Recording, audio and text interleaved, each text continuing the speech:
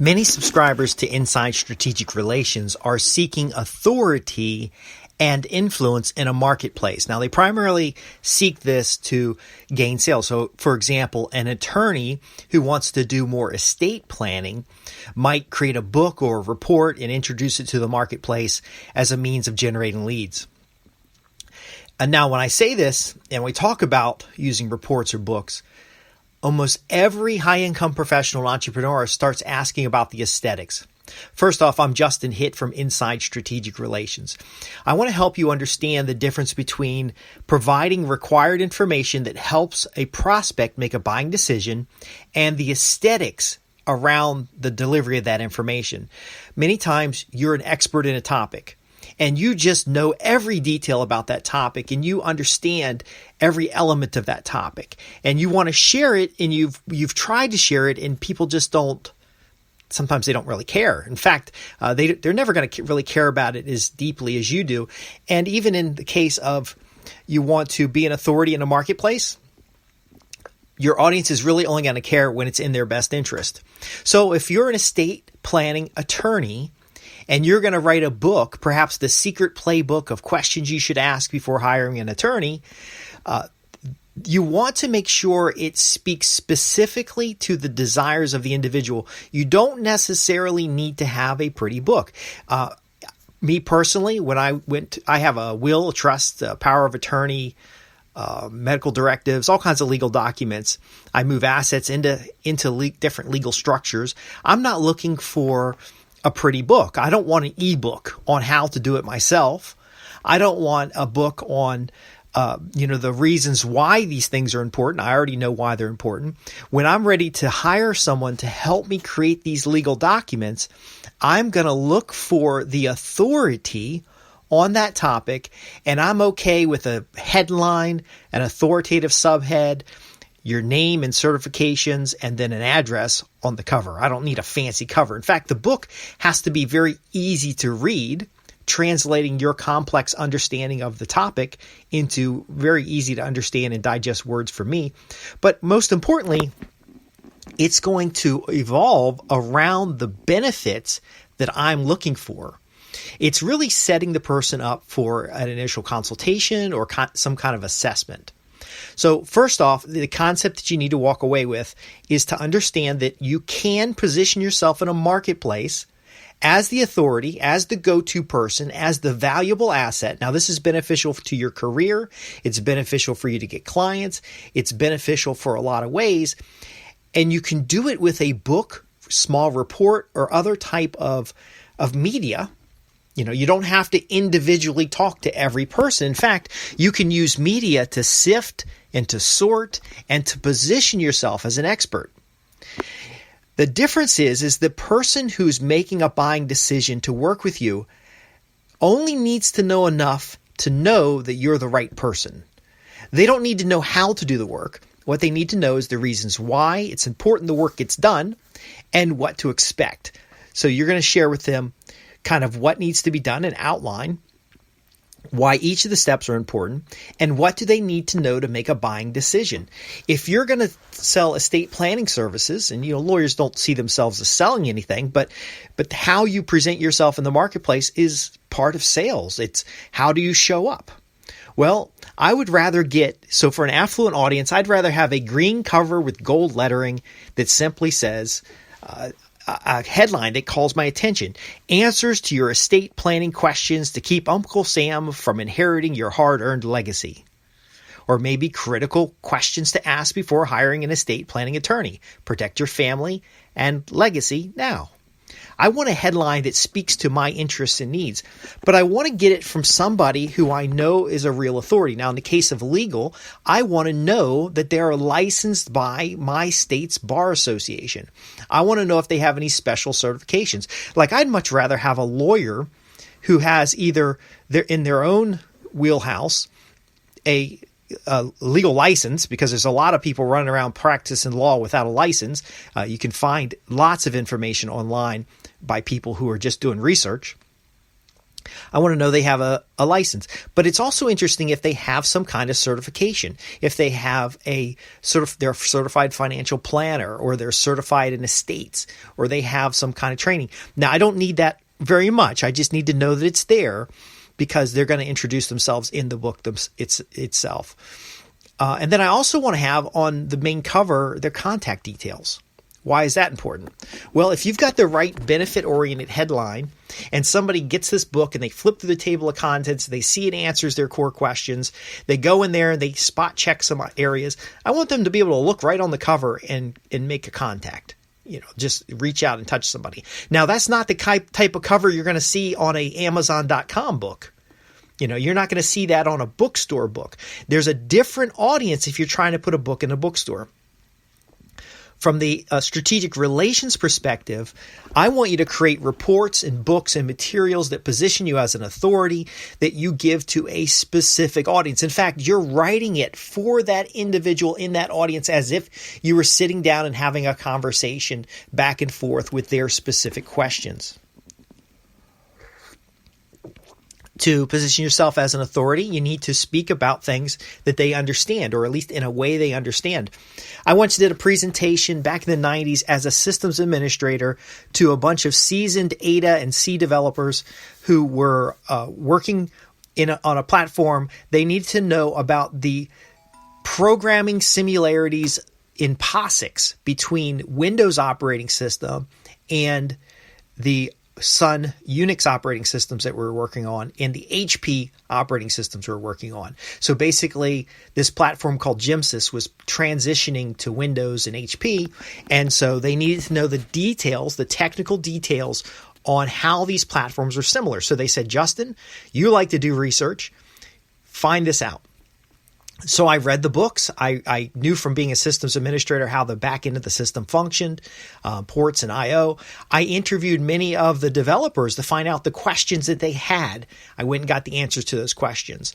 There were about 30 people in the room, and I had gotten authoritative answers from about 5 people in the room, plus went through 2 or 3 books, and I also talked with vendors.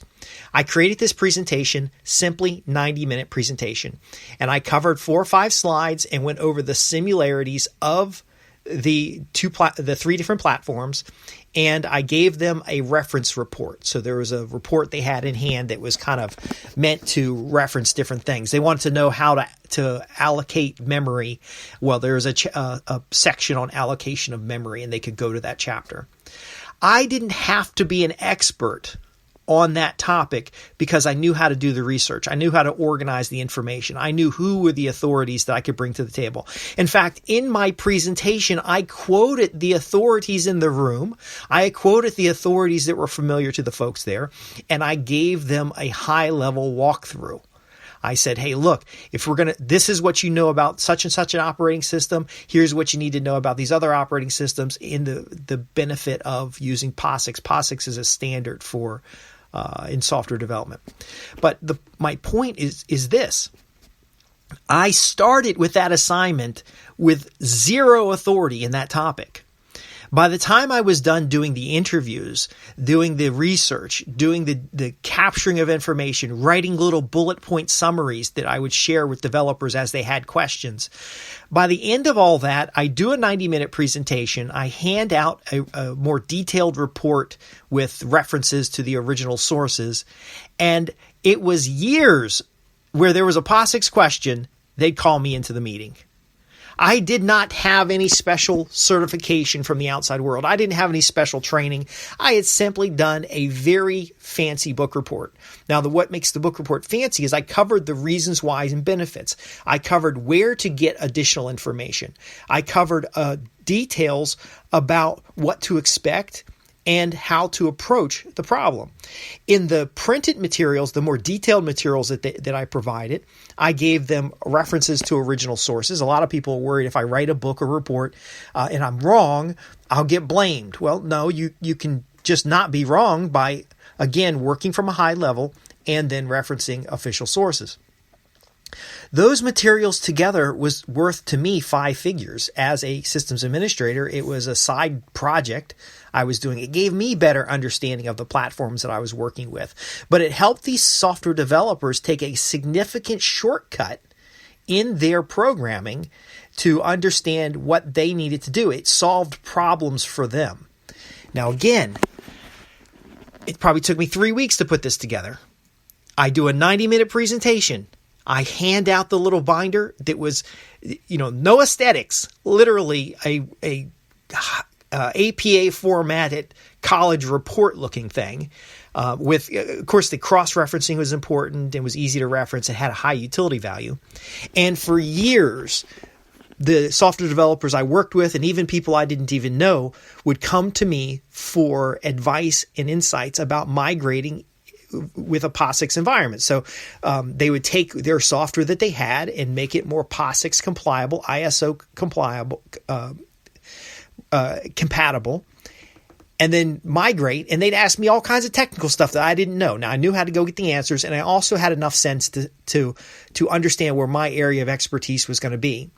So if they asked me something I did not know, I would take them to the person who knew the answer.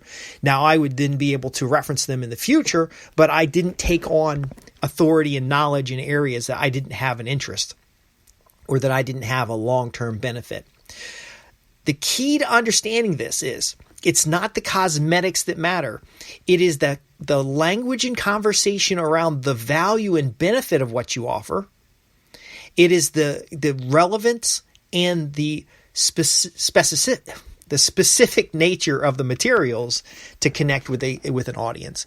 And when you give these things to the audience, they're brain shortcuts that if they need additional information on that same topic, they're going to go back to that original source.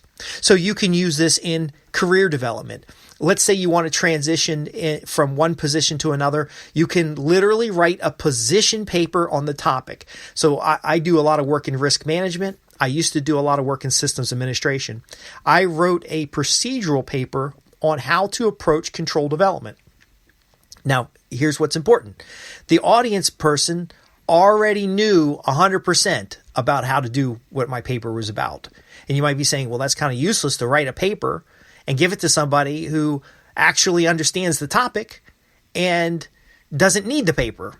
Well, again, in a hiring or a career-related position, that paper gave the hiring manager a high level of confidence that I did have 10 years of risk management experience, even though my title wasn't specific to risk management. Now, the paper was maybe 8 pages long. It was high level, but it, again, gave them an understanding that I could convey in simple wording the details of that particular type of activity. Now, you can do this in anything that you do. You can write this paper to help a new person who comes on board. And I say paper, and you're thinking back to college, it doesn't have to be a 50-page book. It doesn't have to be anything more than a few pages to help get the conversation started. Because again, those connections, and we talked about in past programs, those information loops. We want that dialogue. We want that constant interaction and dialogue. Now, again, if you're a single expert and you're interacting with a large audience, that dialogue can take up a lot of work, but you can proxy yourself with media so that now the individual keeps coming back and asks an additional question. You provide a piece of media. They can then interact with the piece of media while you're off doing something else. Now, I've done this as far as brown bag luncheons. So I would talk the company into sending me away to a very expensive training, me and someone else. And then we'd go to the expensive training and we would come back and do a series of brown bag seminars. Doing the seminars reinforced our learning, but also positioned us in the company as experts on that topic. The company also feels that they've made a good investment in the training because I get the training to help me do better in my job, but everybody else who didn't get to go to the training also gets a summary of the training, which helps them do better on their job as well. I gave you the example of doing the presentation for the software engineers. This estate planning attorney is going to answer 70 questions that are common in their early stages of someone getting started with estate planning. Again, Don't default to the cosmetics. It doesn't have to look pretty. It just has to be relevant. You also need to know who gets these materials so that you can, again, follow up. But ultimately, it's a proxy for your interaction. So again, it doesn't even need to be very formal. You can establish authority in a conversational tone. Even if you're an engineer, you don't have to use engineer language, again, because there's an audience that must understand. So you might write the same report for a hiring manager who needs to understand that you know your job, or someone else who needs to hire your type of position. This is powerful stuff. This is the difference. Your communication skills, your ability to convey your value and position in a marketplace, these things are what retain influence, what cause power and control in your work environment, and what guarantee a high income or at least growth in a marketplace. Thanks for listening. I'm Justin Hitt with Inside Strategic Relations, and this is about the power of using written materials and the common distraction people have around written materials, but the power of using written materials to gain authority and power in a marketplace.